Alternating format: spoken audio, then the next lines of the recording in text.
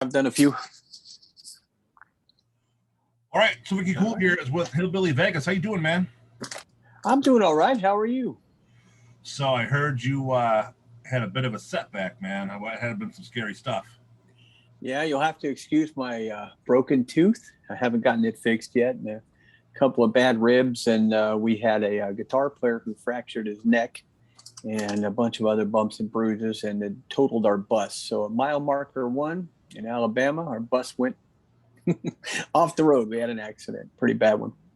What happened? Did you guys blow out a tire? Or... Yes, the front steer tire on the driver's side blew out, and when it blew out, we hit a bridge in the front first, and then started getting all over the place, and the back lifted up, and we hit the bridge in the back. And then our driver did a fantastic job in saving our lives, really, because if he wouldn't have reacted the way he did, the trooper said usually there's fatalities involved in accidents like that. So we feel very fortunate that we just have some bumps and bruises and maybe a few fractures. Now, were you guys sleeping at the time, or? Some of us were. I was sitting at the table in the front lounge, kind of talking to our driver Joe, and watching the road. And our drummer Troy and our backup singer was in the front lounge, and everybody else was back in their bunks. So yeah, some guys awoke to flying through the air. And our guitar player Jason, who fractured his neck, he was in his top bunk, and he came out of that thing hard. And they weren't sure if we were upright or upside down or what when it all came to a halt. That'd be some pretty scary stuff, man. Especially, you know what I mean. Everyone's together out and making sure everyone's okay.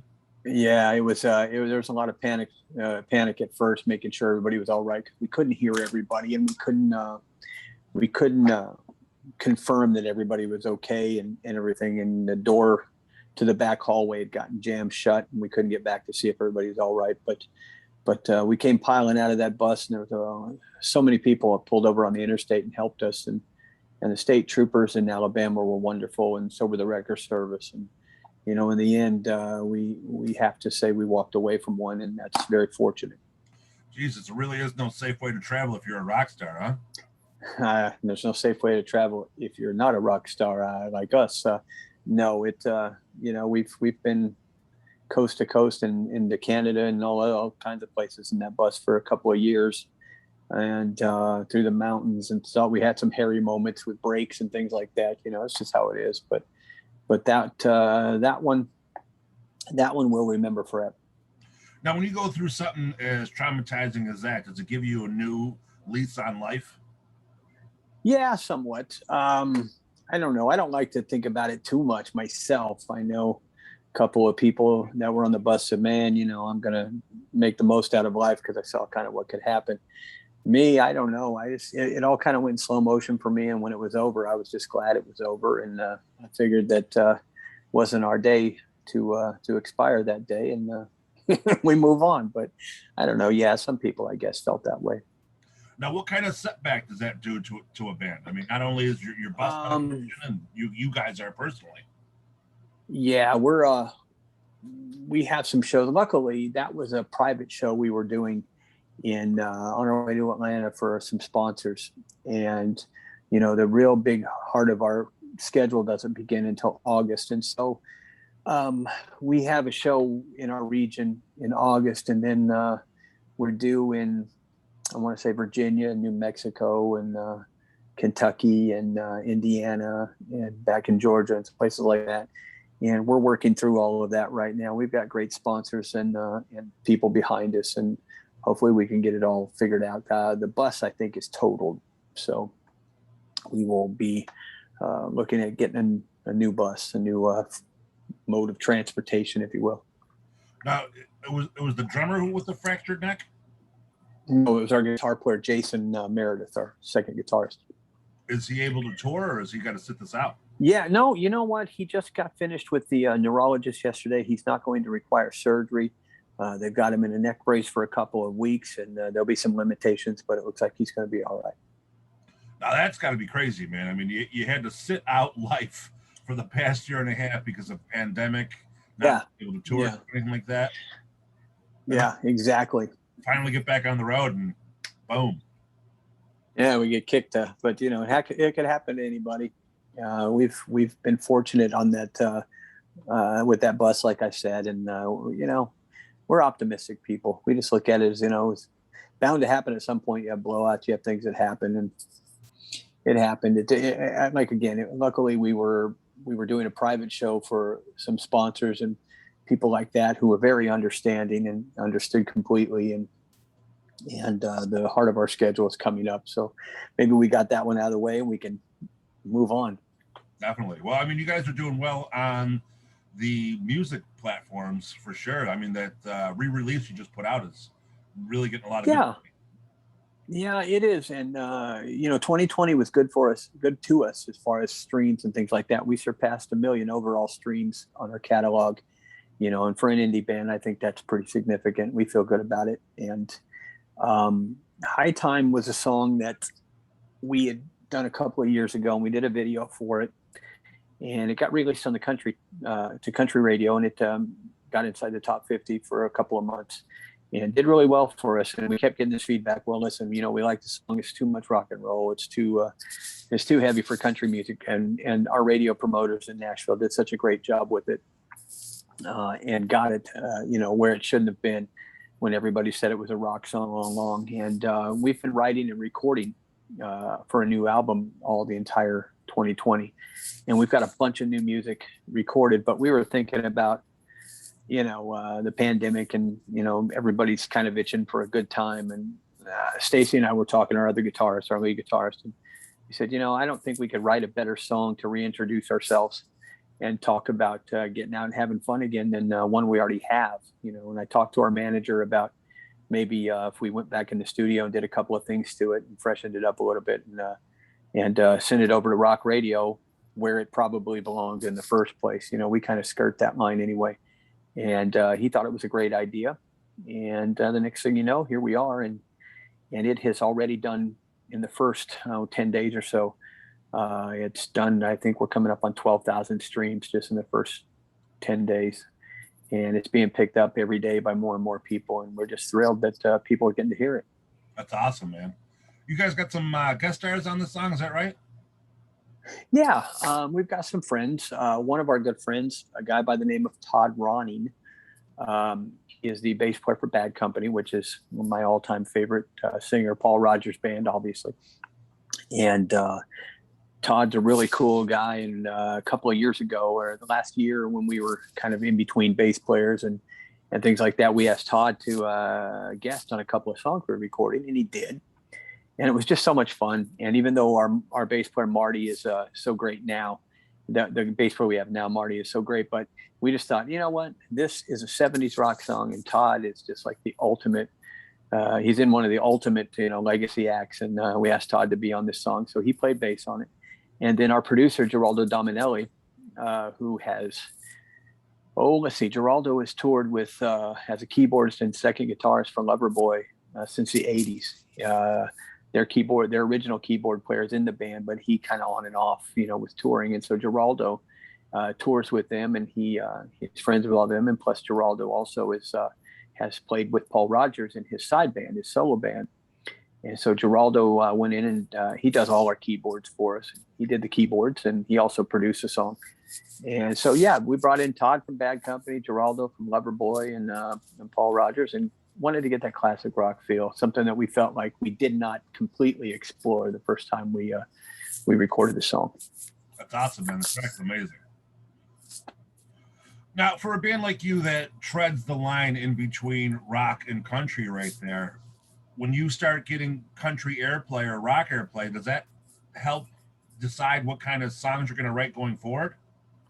No, it never has really determined anything we do, which is why we've always been one of those bands that kind of skirts it. But I'll tell you where it helps us. It helps us in the live arena because more people want to see and hear everything than people that only want to hear one thing, if you know what I mean, when they come and see music. And so our music has always translated really well live. And so we just kind of always write for what we like and what we want to do. And we've been very, very fortunate.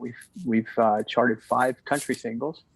We've charted 3 singles now in Europe.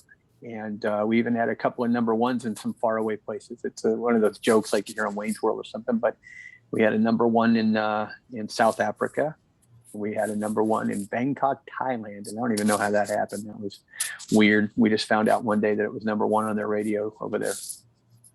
Years after "Shake It Like a Hillbilly," one of our first singles came out. It was years after that that one became popular. So we don't let any of that. I can tell you on our new album, we have one or two songs that are very country, and we have one or two songs that are very rock and roll. So we're kind of like, Donnie and Marie. Well, it's got to be great being that versatile as far as tour booking goes. I mean, you can basically play with anybody. We have played with anybody. We've played with Insane Clown Posse as their opening act, and Hell Yeah before Vinny passed away. And we've also played with Blake Shelton, Alabama. Travis Tritt, who's one of our all-time favorites. We've done shows with David Allan Coe, Molly Hatchet, all the way. It runs the gambit, and we like it that way because I'll tell you what, the most important thing is the people listening, and they're just like you and me. They like a little bit of everything, and so we try to just be what we like. So when you played with Insane Clown Posse, did you try to fit in and spray shit all over the crowd? No, not at all. It was the weirdest thing. We got out there, and I don't know, you probably know more about them than I do, but they have brand new white shag carpet on their stage every night, and of course they have the Fago Cola. It's on pallets. I later found out they own that company, so it's very brilliant business wise. And their crowd was all out there with their raincoats and their phones and their wrapped up in plastic bags and just staring at us. And, there's a famous line Buddy Holly used when the curtains opened when he played at the Apollo and nobody knew what he looked like. And he stepped to the mic and he said, "Hey, I'm just as surprised as you are." And so I thought that was an appropriate time to say the same thing to their crowd. "Hey, just as surprised as you are, but let's have fun." And they were one of the most responsive and fun audiences that we've ever had. And the guys from Insane Clown Posse, they stood over at the side of the stage and watched the entire show and were so warm and kind and supportive to us afterwards. I know that whole Juggalo thing gets a lot of bad press, and I don't know anything about why, but I will tell you this: our experience with both the band and their fans was just 5 stars.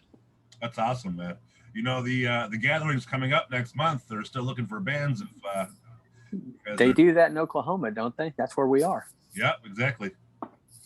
Yeah, we should look into that. I would do it again in a heartbeat, honestly, because those guys were, like I said, the band was great, and their fans were very supportive. It goes back to people like music, good music. They just want to have fun, I mean, I make sure I check them out whenever possible. I mean, just the show alone it's outrageous. You know what I mean?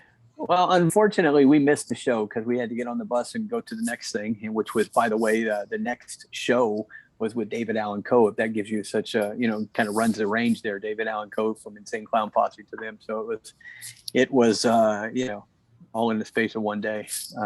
So it was an interesting thing. Anyway, I wish we would have seen what they did though.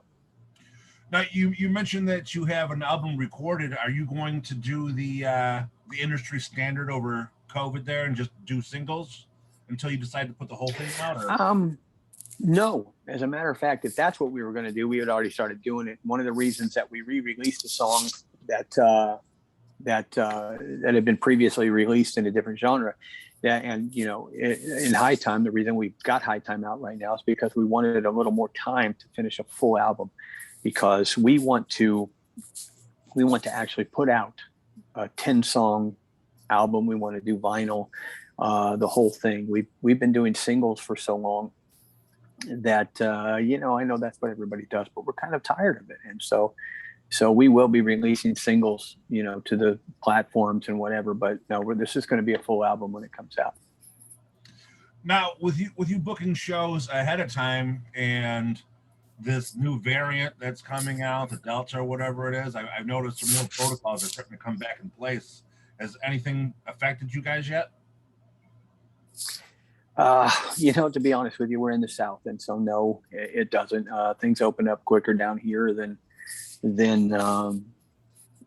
any place else. And I'll tell you, in a 6-member band, we are just like the United States. Some of us are vaccinated, and some of us believe in it, and some of us aren't, and some of us are leery of it.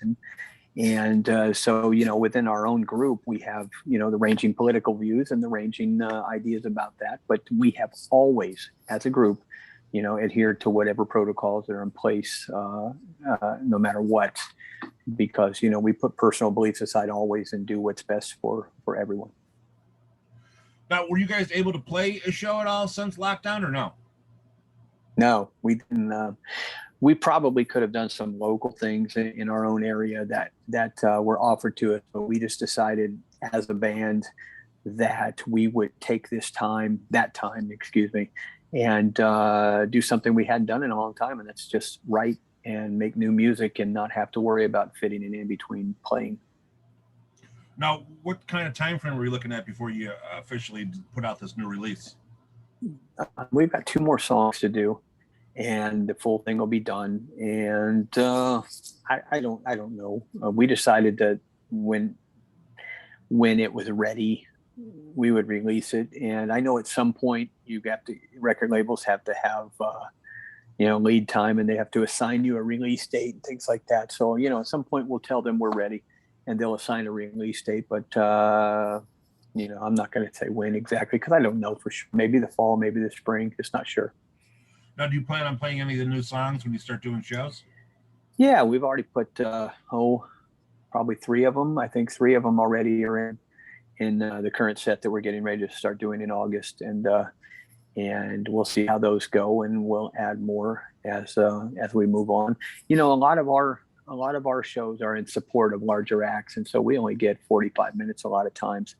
And so when you have 10, 11 songs, you know what I mean? You got to kind of and we go so many places that all of our music is new, whether it's new to us or not. So to us, it's just more about what we want to put in there, you know what I mean? And what the current single or whatever. But generally we're introducing ourselves, to a new market about 50% of the time we play. And so everything to them is new. So. Awesome.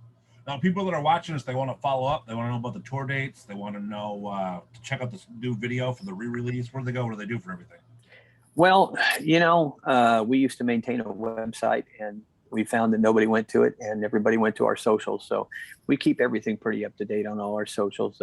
At Hillbilly Vegas is our Facebook, our Twitter, our what's the other one? Instagram. We don't have a TikTok. Not really in our wheelhouse, but it's easier just to keep everything on our socials for us anyway. Now, are you guys doing like a GoFundMe or anything like that to get a new tour bus? No, absolutely not. I have nothing against people doing GoFundMes, but we decided a long time ago as a group that we would never ask the public to donate money to something that is in our heart and just something that we want to do. If we can't self-sustain ourselves, we just wouldn't do it. But again, that's nothing against anybody that does. It's just something we personally have never believed in doing as far as stuff like that. We've been fortunate to have some sponsors, and we're fortunate to be able to arrange things without having to ask for things like that. See, I'm glad to hear you say that, man, because sometimes these bands do that shit, and it's kind of disgusting, man. I mean, there's a real famous band that just asked for teeth. The guy, he's missing teeth, and I'm not going to drop their name, but you'll know who they are if you Google it. You know what I mean? Right. Well, and again, that's a personal choice for people, but our personal choice is that we would never expect anybody to fund our careers. And so if they want to buy our music and buy our merchandise and buy tickets, then absolutely, but we won't go any further than that. Awesome, man. It was a pleasure talking to you. I love this, and I cannot wait to hear the upcoming album, man. Thanks, man. A great interview as always. I appreciate it. Tell your son hello, and congratulations on his success. Definitely. Thank you very much, man. Take care of yourself. All right, man. Take care. Talk to you soon.